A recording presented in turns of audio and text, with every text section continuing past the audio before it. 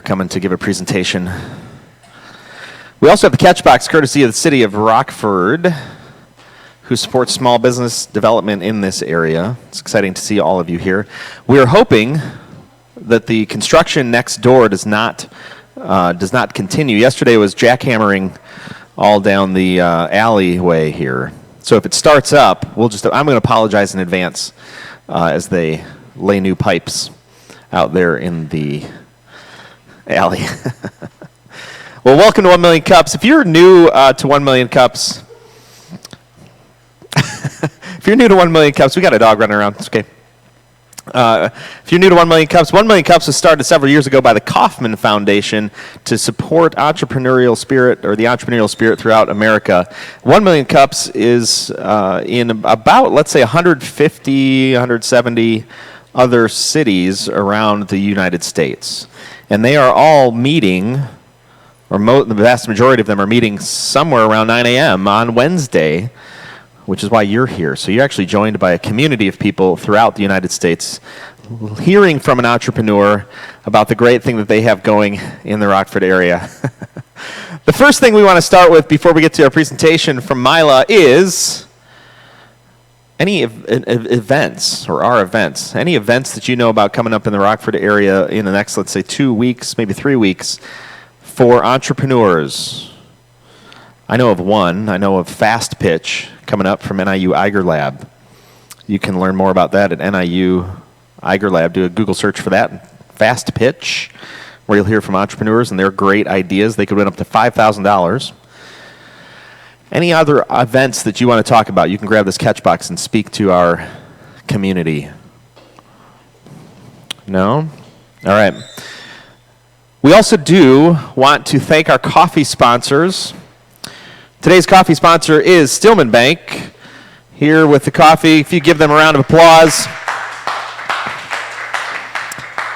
Yes, yes, coffee makes the world go round. 1 Million Cups tagline is something like caffeinated by the Oppman Foundation. Cute. I know. But also caffeinated by coffee, courtesy of Stillman Bank, today at 1 Million Cups.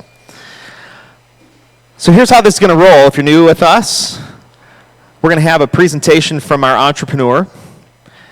That presentation will last for, let's say, 10 to 15 minutes, after which we'll come up and it's be your opportunity to tell us what you heard from her presentation.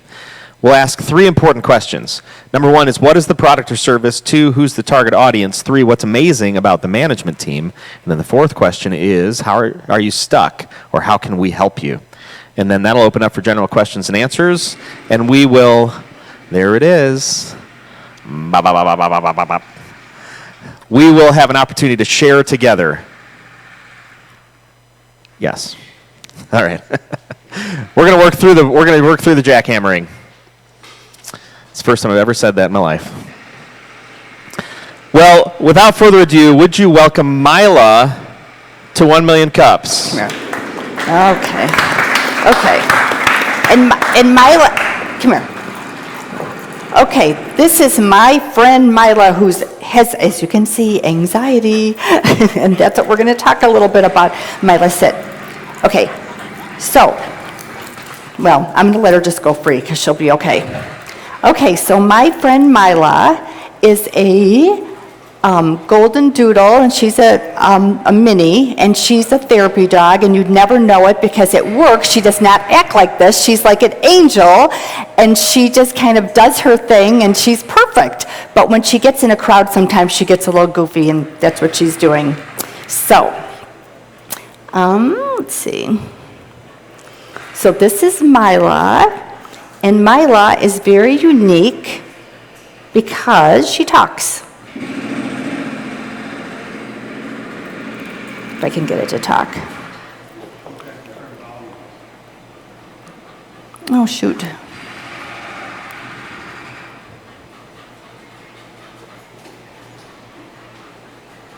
One second. I don't know why.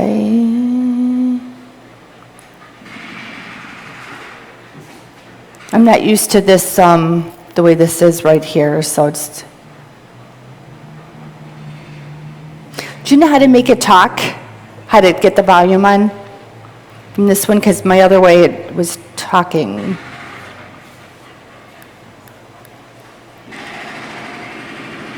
Sorry. Because see, right here, she usually, I've got like a thing that she can talk.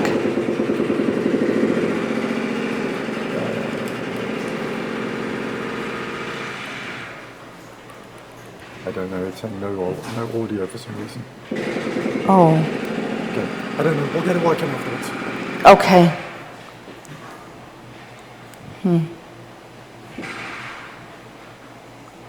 Anyways, Myla talks, and Myla's saying, hello, everybody, welcome, so happy you're here. Unfortunately, for some reason, it's not working on here. So, anyways, so who are we? So Myla's a mini golden doodle, and Myla is the main character in the book, I Took My Mommy Heart to School, and In My Heart, First Day of School. And I'm a licensed clinical professional counselor, and I'm an author, and Myla and I do lots of different things and in the community and at our practice, because she does go to work with me at Partners for Inner Healing. We do consulting and we do counseling. So, oops. And I'm not computer savvy here because I don't know, it's not working. Oh, here. Okay, our mission and passion is to help children and their parents. What we do is we help support parents in their when they have children who have anxiety, especially. When I was working as an elementary school counselor at Marsh School a long time ago, I cured many kids and their parents because they were afraid to leave their kids alone to go to school and trust that the school was going to take care of their kids. And my son, actually, when he was little, he had anxiety, and he was that kid that every time I would turn a corner on the way to school, he'd grab my leg and do the same routine. He'd start screaming and yelling and crying and just getting sick and the whole bit. And as the years went on, we decided that, the teachers kept saying, you should write a book, you should write a book.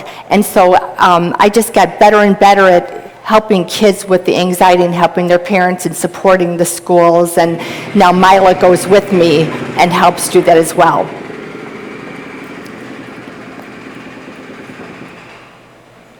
Oops. I do not know why it works sometimes and not others. Okay.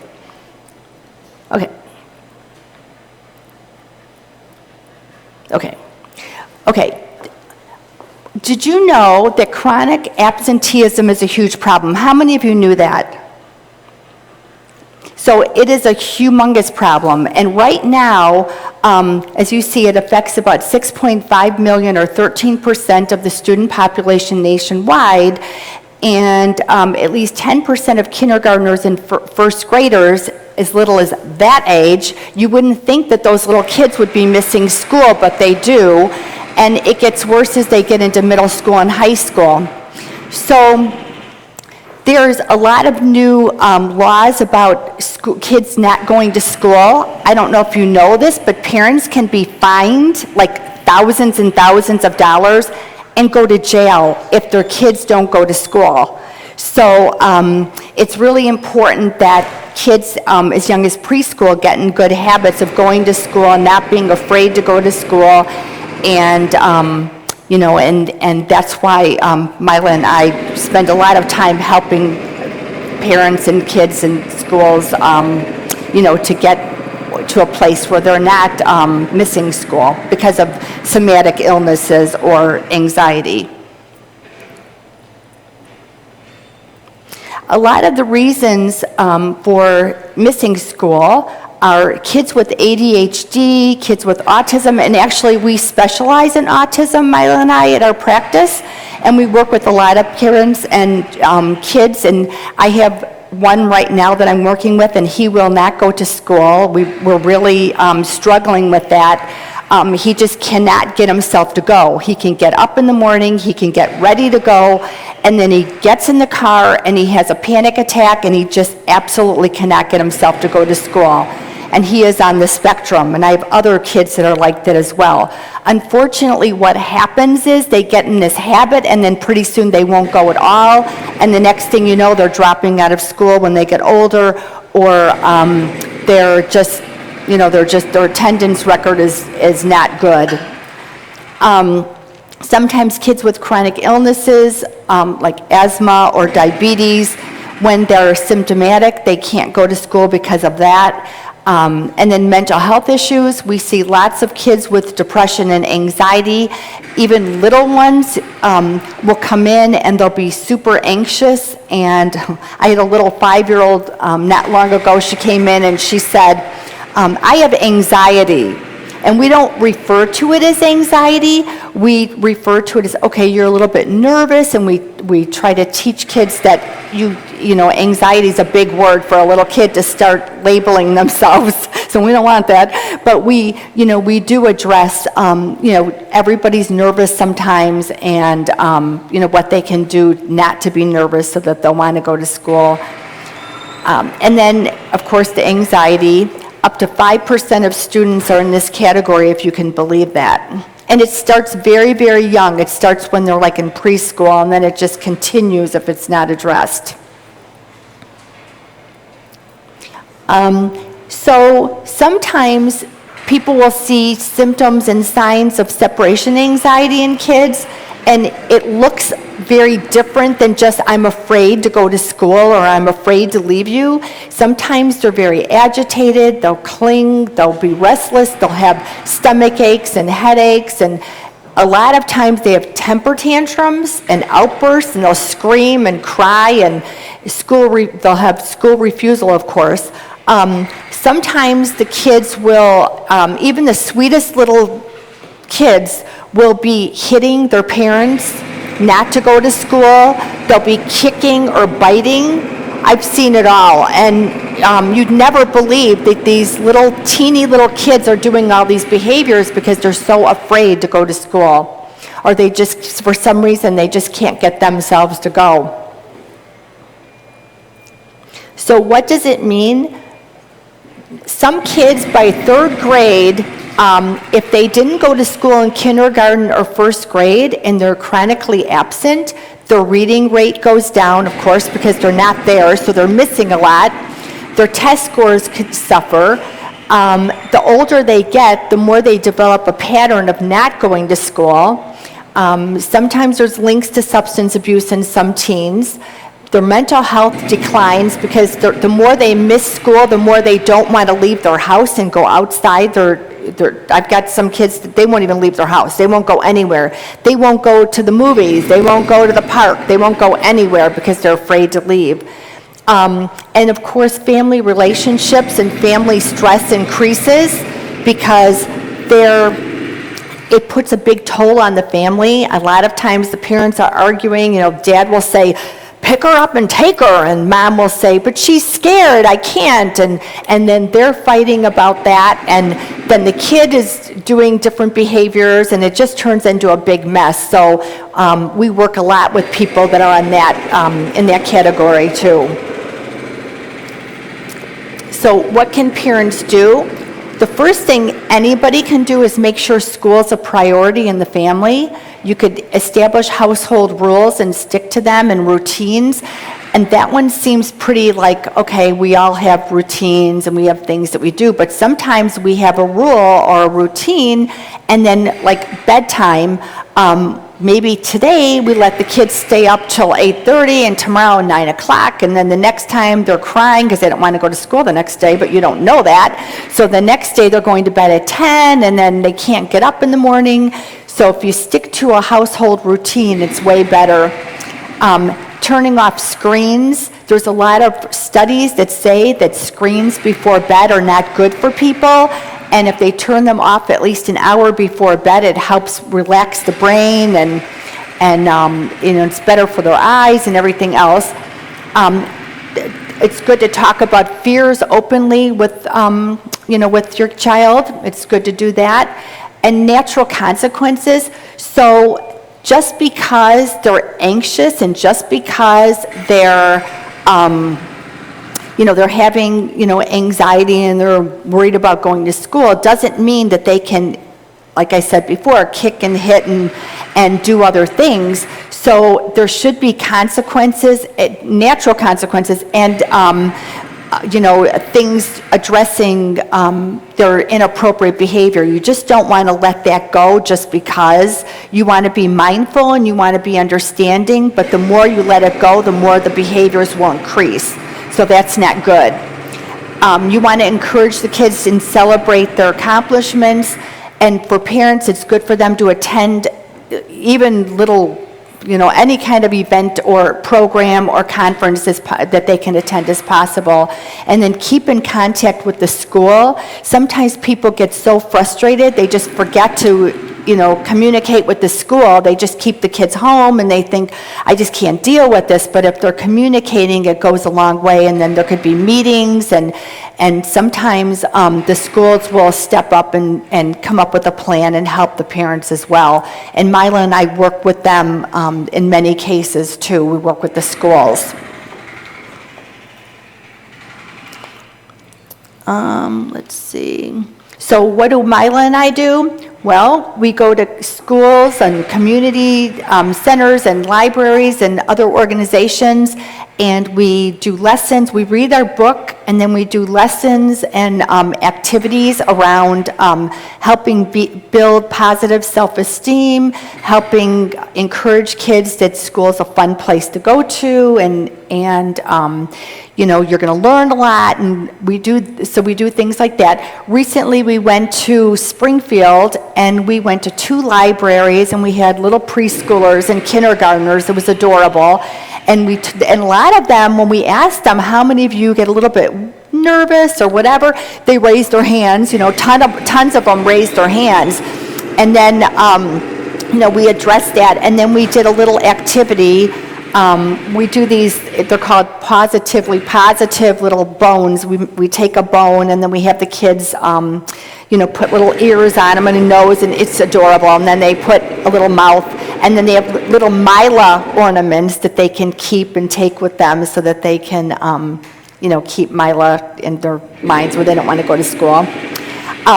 We talk about their fears. We talk about Myla's fears because Myla does have anxiety. She gets a little worked up sometimes, as you can see, when she's in places that are new. And we talk about Myla's mother's fears because, as parents, even though we say we want our kids to leave us, we don't want our kids to leave us all the time. So then we get nervous, and the kids know that, so then they feed off of that. We talk to the kids about taking care of themselves and empowering them to focus on strengths that the strengths they have. And Myla does YouTube videos, and I'm so disappointed you can't hear her talking, but we do YouTube videos on different topics for parents and kids, and they're going over pretty good.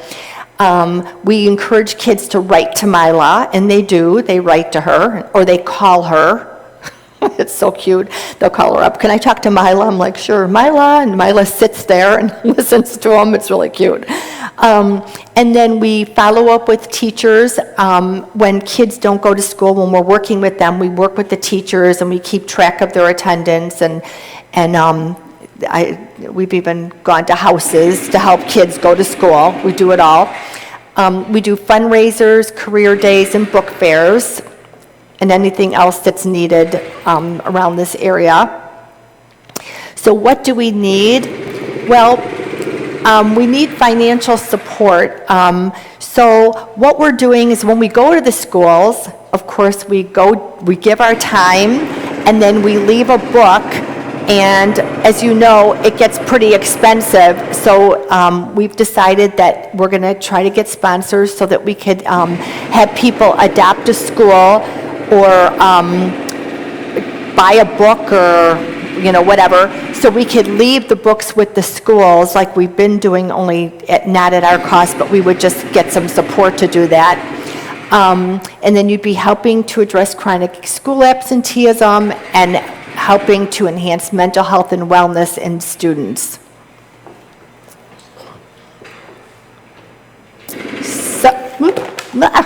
Sorry. So does anybody have any questions? All right, before we get to questions, Oh, sorry. why don't we give her a hand for presentation? So Myla isn't up here because she's anxious probably from the noise. Yeah, then it's a little noisy for her. You didn't know it, but we called the city and we were like, hey, if you could just make a huge racket tomorrow. Because we've got a dog coming. Yeah, You know the what dog with dogs like? anxiety. Dogs like noise. Yeah. Kidding. How many dog owners do we have in the house here? Oh, yeah, okay. All right, so 40% of us have dogs. How come the other people don't have dogs? Allergies. Allergies. I get it. I understand. Plus, dogs are kind of are a bit of work. How long have you had Myla? Myla's 8, and we've Oh, had her yeah. since she was a little puppy. A puppy. All right. Cool. And how long have you been taking her through these schools and working with her as a therapy dog? Probably since she was about 2. I think we started when she was 2. We go to Kishwaukee, and we do the career days, and we go to McIntosh, and we go to different places, and now we're traveling, like I said, to Springfield. We've also gone to U of I for during test anxiety, or for testing week for the college kids. We've gone there, and we've gone to other places for older kids too. Okay. Older students. Awesome. Well, we're going to ask the audience what they heard from your presentation. Those 3 important questions, which is what's the product or service, who's the target audience, and what's amazing about the management team. And then we're going to open this up for general questions and answers, and also kind of working through the things that you might need. And we'll get some answers from our community. We'll throw around the catch box for that so that you can speak into that, so we can hear your answer or your question. So first question is, in your own words, what did you hear is the product or service? Anybody? Service to help children overcome anxiety. Service to help children overcome anxiety. Okay? Yeah? Any yes, sir? To reduce the occurrences of absenteeism. Okay, to reduce occurrences of absenteeism, for sure. So it's kind of social anxiety thing. Other thoughts? Yes? To help parents build strong, healthy habits for their kids. Yeah, help parents build strong, healthy habits for kids. Do you feel that the kids, when they're working with Myla, do you feel that they take a sense of responsibility and care, and that takes the focus off of their own anxieties? Yes. Okay. Yeah. All Yeah, right. yeah, she gives them a lot of comfort. And sometimes I've had kids I had a little first grader one time, last year actually, where she would call Myla after she went to school, like that day, and then Myla would keep track of her. She gave her marbles, and then Okay. she cashed in her marbles at the end of the week. Myla does it all. Yeah? All right. It's a very, very adept dog to be taking care of marbles. See, it's like an opposable thumb thing. Yeah. All right. The second question is, who's the target audience for this service? What did you hear? What sticks in your mind as the target audience? Kids? Yeah. Parents? Probably. Yeah. People with jackhammers. People with jackhammers. Yeah. Exactly. That make me anxious. Jackhammering all day. Oh yeah, absolutely. Schools and libraries, for sure. Anybody who's interacting with the public. Yep. Third question is, what's amazing about the management team? What did you hear about this group of people doing this thing? You didn't hear the talking dog. We're going to try and find the talking dog video. I think Rob's going to do a YouTube search and find that. You know what? Experience? Yeah, absolutely. Yep. Let me see if I can. Yeah, absolutely. A passion for helping kids. I mean, kids are our future. There was a song about that, but it's true, isn't it? Kids are the future. Yeah. So obviously, helping children would be certainly a great and noble effort. Other thoughts? No? All right. So the fourth question is for you. How can we help you, or where are you stuck? I know you said financial support. Maybe unpack that a little bit, and we'll throw it out to the audience. And when you have an idea that you want to present and get into the mix, we're going to throw this to you. And it's okay. It's not going to hurt. You'll be fine. You can even drop it. Oh. And it's totally fine. You just pick it up, and then you can speak into it like that. All right? That's how it's going to roll. So how can we help you? Well, of course, the financial support, but also if you have if you know anybody in the community that could help us financially, that would be great. Or if you have a need for us to come into your business, your school, we did go to a very big company in Springfield. We went on behalf of a group that I'm vice president of, the Schultz Foundation for Advancing Counseling, and Myla got a donation of $250 because they love dogs so much. The people all ran down and said, "We'll donate," and they donated $250. That was Nice. cute. That's But awesome. if you know of some place that we could go and share our talents, that would be awesome. That helps as well.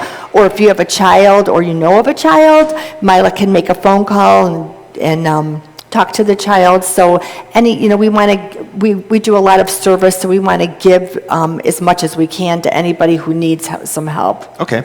So let's help her unpack this issue of financial support and getting the word out. Anybody got a thought that you want to share? Yes. Here you go. Have you positioned your services for Title I funding at all for the schools? Have you thought about doing that? No, I didn't think of that. That's a good idea. For those of us who don't know that, what's that about? Title I is for low-income schools that need help with reading and supplemental programs for at-risk kids. It's usually the easiest source to get extra money because they can usually write grants against it or stuff like that. And how do you see that connecting to Myla and this service? What would be the connection for you? Because she's working with at-risk kids, and particularly early education is where a lot of that money goes to. And usually schools are able to get that on and beyond what their normal tax base is paying for. Okay. That's Nice. a good idea. Other thoughts? Ideas? Yeah. There you go. Is it broken? Kidding. Nope. I guess I would, as far as unpacking to getting to financial support, I'm curious about clarifying your message around being more clear as far as what it is you're doing. And then because I think we got into the specifics of anxiety, we got into specifics of these things, but then actually getting back to your why, kind of unboxing that, what you're doing, so that it's why this matters to you as well. I think I got lost in some of the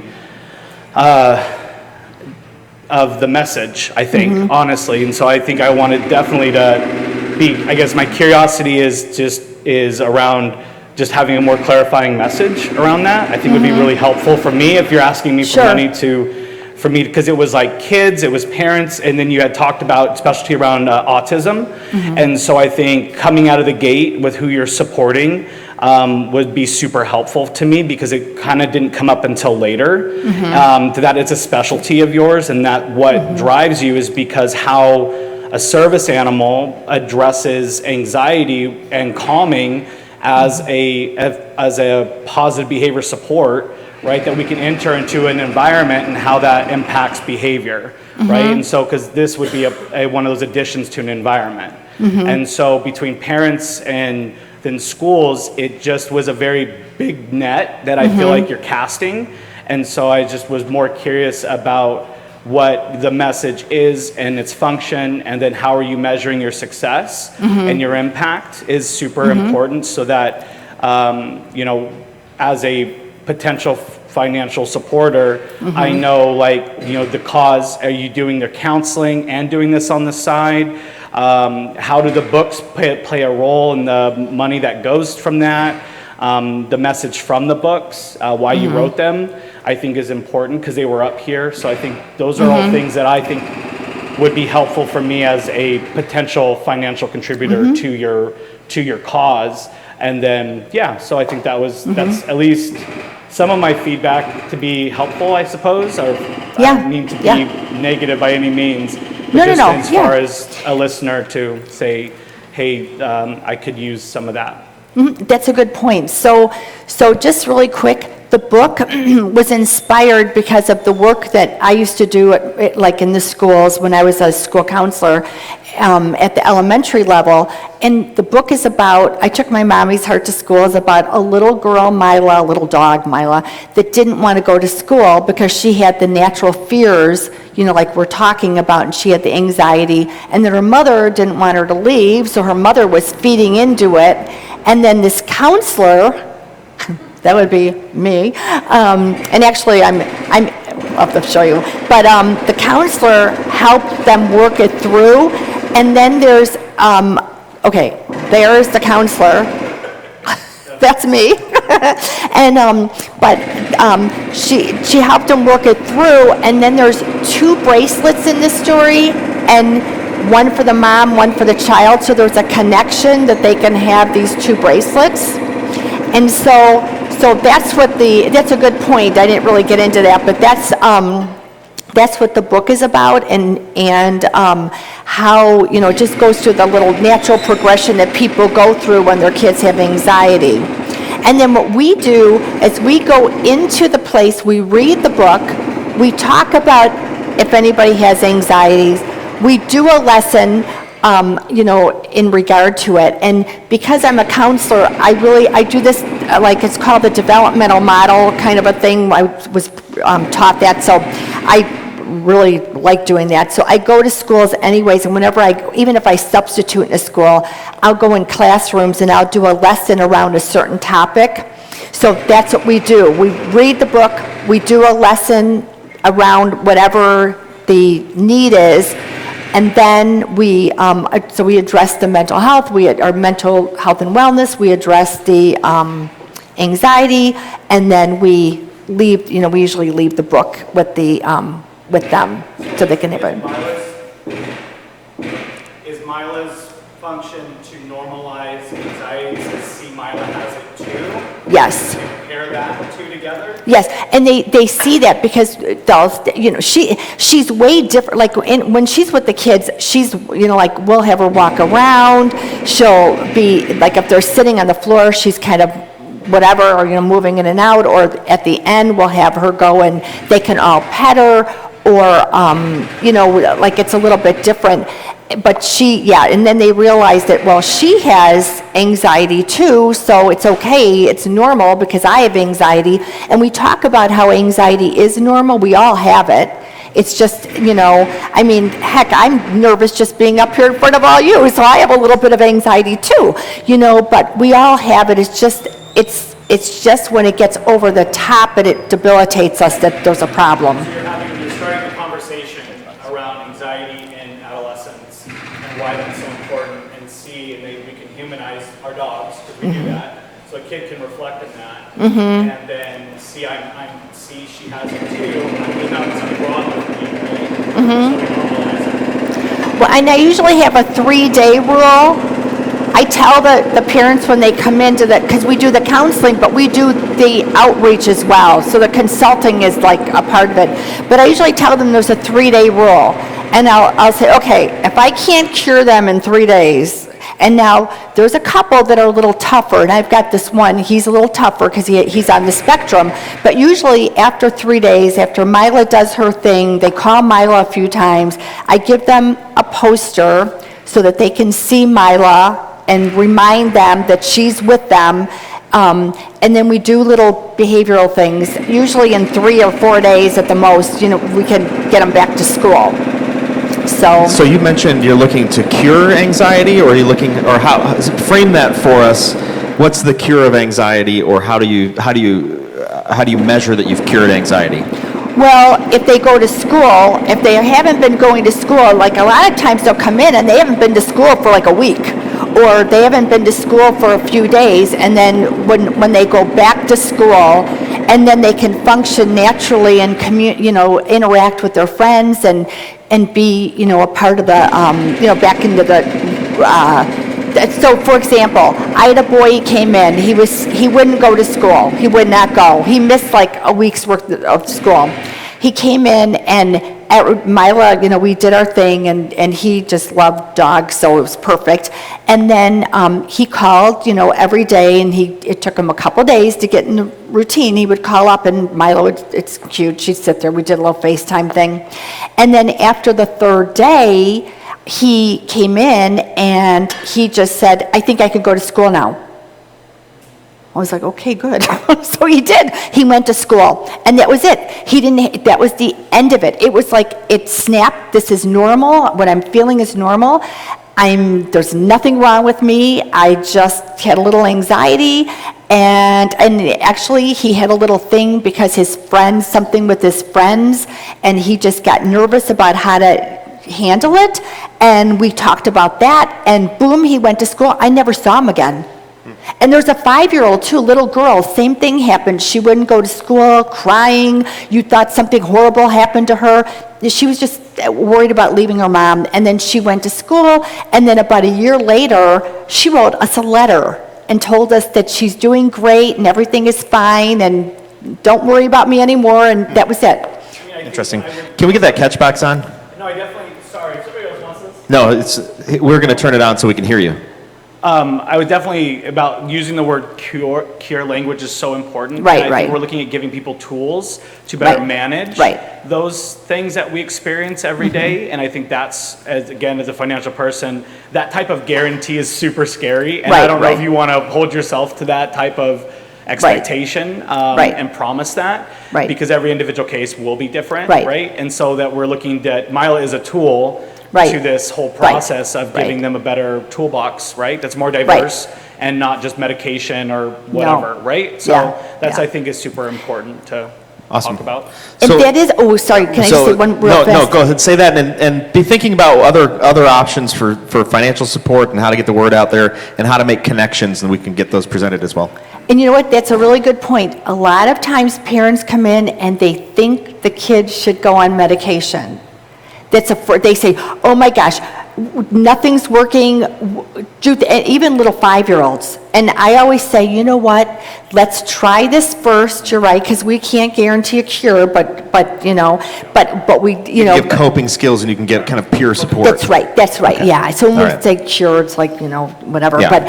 but. Anxiety's not cured because we all have it. That's right, we all have it. You have it too. I have it too. I do, I have it too. We all have it. But the medication thing, I always say, give us a chance to see if this will work first.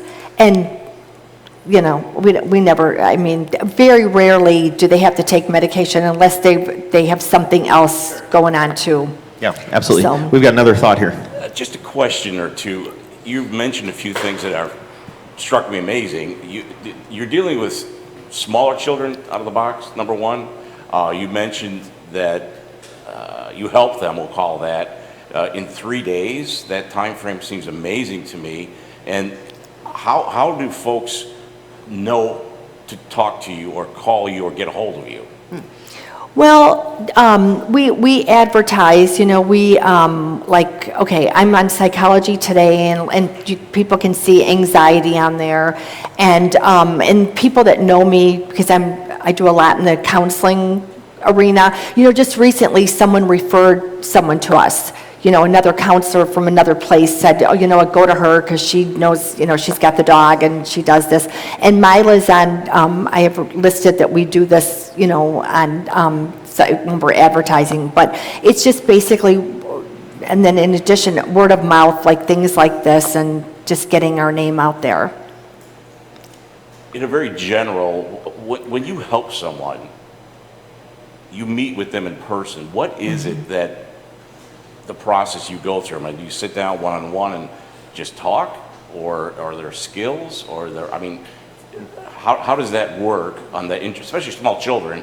They're going to be kind of like Myla right now, kind of anxious, not wanting to be with you because they're shy. They don't want to. They don't know you, so you have to learn to trust that person. They do, but to get some meat out of the session, how do you teach them, show them, or advise them on what to do, or how to feel, or I don't know. How does the session go? You mean in the counseling? Yes. Okay, with the counseling, okay, for the little ones, a lot of times it's helping the parents. If the parents know how to handle what's going on, because, okay, so when my son was little, he would hang onto my leg, we'd turn this corner, and he'd throw up. And he did that almost every day for like a week. Finally, and I'd be crying, I'd be scared, I'd drive back home, and I was a teacher then, it was bad. I'd drive back home, and I'd be all stressed out, and I'd be worried, and I'd be a wreck, and he knew it. And he was getting really good at this throwing up gig, turning around the corner every day. So finally, I went into school, and then he'd be screaming in the daycare, and the teachers would say, he's fine when you leave. Just go. And I'm like, bah, and I'd leave, and I'd come back and peek. Well, let me tell you, one time I left, I came back, because I didn't believe her. I thought, my baby needs me. He was perfectly fine as soon as I left. I was the problem. And a lot of times I see that the parents don't mean to be the problem, but they're feeding into it, and they're making it worse. So I work a lot with the parents, and then with the little ones, just teaching them that it's normal to feel nervous, and we do activities, we do little things, because for little ones, you don't want to just talk to them. But we do little activities, little things with them, and then they realize that it's okay, it's safe, there's teachers at school that are going to help you, and they're there for you, and we talk about safety. And now, another thing with the older kids, safety's huge. It's huge. They're afraid someone's going to bring a gun to school, so that they don't want to go to school because they're afraid. And you can never say that will never happen, because let me tell you, it can happen, and it did happen this year. And I have a boy that he is afraid to go because he's afraid someone's going to bring a gun to school, but he's older. But with the little ones, because I like to start with the little ones and then whoever comes, but the little ones we focus on, because if you could help instill some good habits and skills with them and some empowerment, then that goes a long way for the future when they get older. Yeah, absolutely. We've got time for one more thought or question, and then we got to wrap this up. We're running low on time. All right, my question then is, how do we get a hold of you if we are interested or know somebody who's interested or needs to talk to somebody? I have cards. Myla has a card with all our information. All right. And you could check us out on Facebook and YouTube and Instagram and, things like that. So do just a search for you? It's My Friend all Myla? here. Yeah, you could do My Friend Myla, but it's on the back of the card too. Okay, so for our listeners online, Instagram, My Friend Myla, or Facebook, Friends with Myla, or myfriendmyla.com. Yeah, it's pretty. If you just go to My Friend Myla, a lot of times it just pops up and you'll see her and you see her. Awesome. So if you are interested in meeting Myla, Myla's in the back, and she'll be running around, I'm assuming. Yeah. And so you can go meet Myla, and if you're in need of somebody to chat with, think there's a connection for this service for somebody you know, come up here and chat, or have coffee courtesy of Stillman Bank, Mr. Nathan Bolin here, who is caffeinating us here at 1 Million Cups on Wednesday. The jackhammering is done, so my anxiety is lowered. I know. That was really rough. I think Myla's anxiety is lowered. Oh, wait. What do we miss? I just wanted to show if I can. I just don't know why it just won't work, but I'll see if I can find it in here. Her talking, because that's really cute. We do the talking videos, and we send them to children, too. That's another tool that we do. Okay. We send the talking videos to the kids. Why don't we work on pulling that up, Yeah, and then when we'll have it on the screen here in just a little bit. This is your opportunity to get connected with other people. If you have other thoughts, ideas, suggestions here for my friend Myla, come up and chat. Otherwise, have a wonderful Wednesday. Thanks for joining us. Thank you.